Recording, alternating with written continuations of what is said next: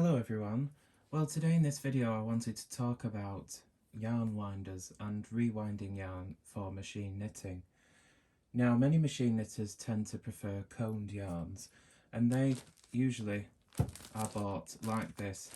They're pre-wound on a cardboard or plastic cone, and they come wrapped in a plastic bag to keep the dust off, and the yarn is already treated with lubricants and they're totally ready to start knitting with straight away on the machine, and they feed beautifully because the yarn is lubricated, and because it pulls from the outside of the cone, it feeds very quickly and easily into the machine. So this type of yarn is usually the favoured style for machine knitters.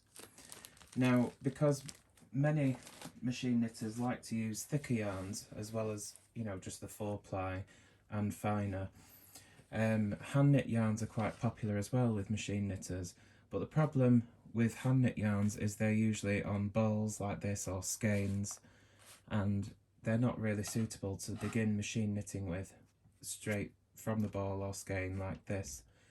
Now, these three types I've picked out here are the pretty usual types you will find. You'll find ones like this with a half band that are wrapped sort of round and flattish. And you have this type of yarn, pretty typical for British yarns. And then you have these skeins, which are more American style, and they tend to have a centre pull already removed, so you can use the yarn straight from the centre. Now, these two types of yarn here, you can find the centre of the yarn and pull it from the centre of the ball, but with any of these types of yarns, they tend to be stuck together inside. There can be knots in the yarn, and they're really not ideal, and there's no treatment on the yarn to lubricate it to feed nicely into the machine. If you have a bond knitting machine, then using balled yarns like this for what hand knitters use in hand knitting is absolutely fine, because those machines knit slower. They don't have a tension mast, so you can adjust the yarn as you go. But on Japanese machines, Passaps, any knitting machine that has a tension mast, you want a yarn that's going to feed consistently and smoothly, so you will need to rewind them. So, the different types of yarn winders, there are lots of different types of yarn winders. The most common that you'll find, both new and vintage, is this type. This is called a ball winder, and it comes in different styles. There's this one. This is a pretty typical style. You can also get one that looks like this. Does the same thing, but just a bit different, and the cone doesn't come off this, whereas on this style you can remove the cone. Silver Reed still produce this ball winder. You can still buy this new. But this one is more of a vintage style, and you usually find them branded Knitmaster or Brother. In other countries it may be branded Singer or Studio as well. However, ball winders all work in the same way. Of course, there are electric versions, there are ones with bigger hats, but typically they all have a hat like this and a yarn guide and a crank handle if it's a manual one. And you see it doesn't turn straight, it turns off at an angle via these cogs and the angled base there that the cone attaches to. And this is so that the yarn can crisscross as it winds and create a sturdy centre pull ball. So that is the ball winder. And then another type, which is less common, but or should I say less popular but still pretty common, is the cone winder. And this thing, you pull that out, and this is your, instead of the, like on the ball winder, which turns on an angle all the time, This guide here provides that same crisscross action, and they come with little hats like this which sit on there, and you wind the yarn onto those, and then you remove the cone when you finish winding, and that sits on your table, and you use the yarn from the outside. With a ball winder, you typically use the yarn from the centre of the ball, but you could also use the yarn from the outside on that style as well. Now, the main advantage of a cone winder like this is that this can deal with much finer yarns than a ball winder can. You can also wind a lot more quantity on these type of cone winders than you can on a ball winder. But again, you can get much larger ball winders than this one. This is just a standard one, but some of them have huge hats that you can wind an awful lot more yarn with. So we will start with the ball winder. Now in this case, this one has a built-in clamp. You slide it on the edge of the table and do up this screw here, this thumb screw, to tighten it onto the table. And the yarn guide at the back here, you see it flaps around like that. You pull it out as far as it'll go, and that keeps it in place by friction. With this style, the Silver Reed type, it comes with a removable clamp, a bit similar to the one that comes with the knitting machines. And that slides in at the bottom, and then you just clamp it onto the edge of the table in the same way.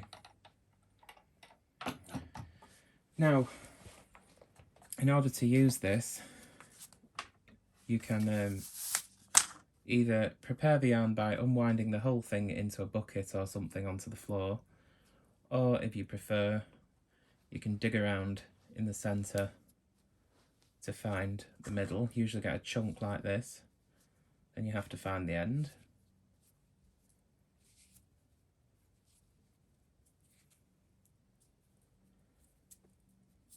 There's the tail.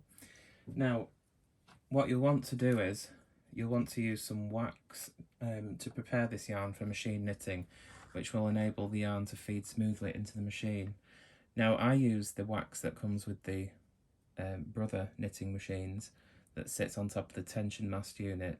This is just a spare one that I've got, but it doesn't have to be anything specific. You can just use a candle. Anything will work. But I like this because I can thread the yarn through the centre of this piece of wax here, which is normally where it would sit on the tension stand. And then you can thread the guide on the ball winder and hold the yarn with a little bit of tension and make sure it's running across the wax, and just turn the handle.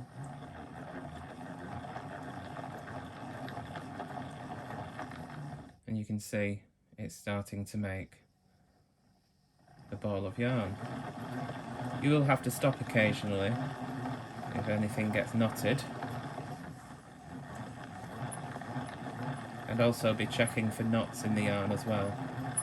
You don't really want to carry on winding if you come across a knot. I usually cut the yarn and start a new ball, because I don't knit knots in, but you may not have the same opinion.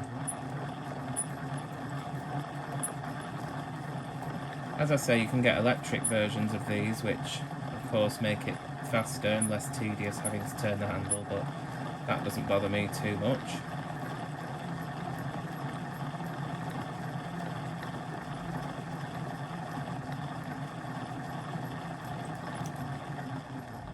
Okay, so I'll cut the yarn here. Of course you would wait until the yarn ball is completely used up, but just for demonstration purposes. Now, you can leave this tail yarn loose, and on this particular style of winder you can take the hat off and put it on your table and knit from the outside if you prefer. Or you can wrap it round and tuck it into the crisscross pattern of the ball so it doesn't come loose, and then take your centre off the top there and pull it off the hat like that. And with a centre pull ball that you've wound with a ball winder, you always want to check that the ball hasn't been wrapped too tight. You should be able to lift on the tail of yarn without it lifting off the table, and as you can see, I'm glad this has happened so I can demonstrate if it's too tight. In this case, you can either rewind it or just pull a few lengths out of the middle until you're able to lift the centre pull of the ball without the yarn lifting off the table, like this. Now, the disadvantage of this type of cake of yarn, we call this a cake of yarn, is that as the yarn is used up, and especially if you've wound a finer yarn, you'll end up with this sort of thing that doesn't want to stay upright, and it can tangle and get knotted, and it's just not necessarily ideal. So the ball winders are better for thicker yarns, because this would be a horrible mess if this was a fine 2-ply or something. That wouldn't be ideal. So the cone winder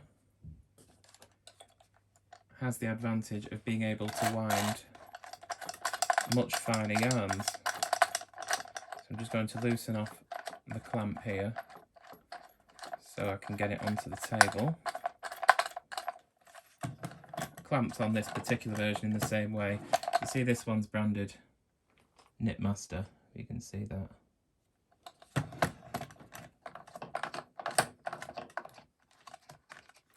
Now this doesn't make a true cone like a commercial wound cone, which a cone normally looks like this on a commercial cone of yarn, but it's the same principle, just on a much smaller scale. So these are the hats, and the disadvantage with this type of yarn winder is you have to find these hats. If you don't have a bunch of them that comes with the yarn winder, you may find it difficult to locate these. So again, we've got our wax threaded here to prepare the yarn. This time what we're going to do with this type of yarn winder is catch the yarn in the notch there, and then move this guide out of the way and slide the cone on the yarn winder, and you have to bring the yarn behind the winding piece here, whatever the technical name is. Make sure it goes into one of the grooves, it doesn't matter whichever one, just make sure it goes into a groove, and then thread it through the guide here, like that. And then this one starts off a bit noisier at first, but it does quieten down as you continue winding. Again, adding a little bit of tension with your hands as you wind, again with the wax being threaded through there.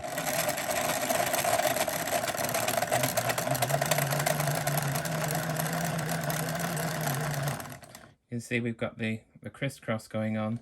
I don't know if you can really see that from there, but the yarn moving up and down on this path here is what creates that crossing action.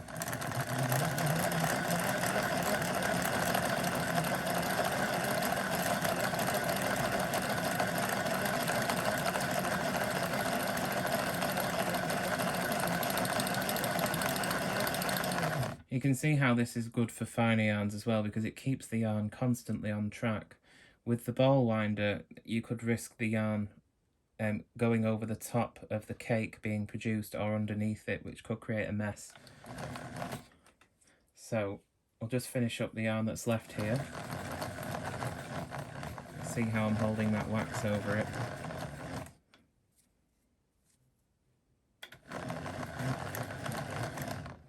Okay, and this is what you're left with.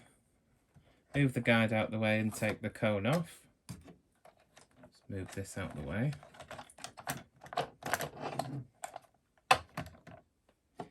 And you have the cone there, and then you knit it from the outside like that. It's probably not advisable to remove the yarn from the cone, because it tends to wind a different shape of yarn. It's much flatter rather than round, so it probably wouldn't stand up on its own. So this type of yarn winder is designed to knit from a cone style from the outside, and it feeds very beautifully. So there you go. Those are the yarn winders. These yarns now are prepared for machine knitting. The yarn has been waxed and rewound so it can feed very quickly into the knitting machine. Hopefully you found this video useful, and thanks for watching.